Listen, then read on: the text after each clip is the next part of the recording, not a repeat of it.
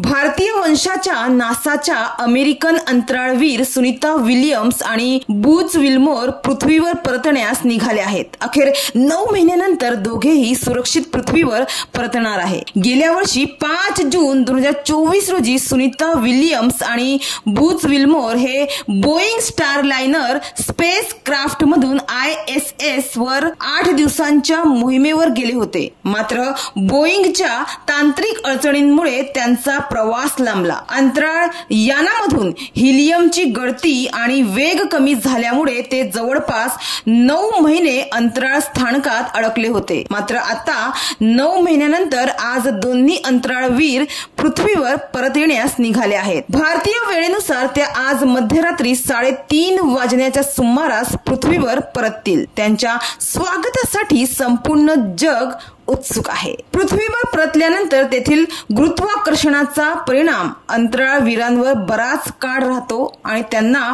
मळमळ, चक्कर येणे, बोलण्यात आणि चालण्यात अडचण येणे यासारख्या आव्हानाला तोंड द्यावे लागते। सुनीता विल्यम्स आणि बुच विल्मोर पृथ्वीवर सुरक्षितपणे परतल्यानंतर नासाच्या जॉन्सन स्पेस सेंटर मध्ये त्यांना पाठवण्यात येणार आहे। या ठिकाणी त्यांची वैद्यकीय तपासणी केली जाईल।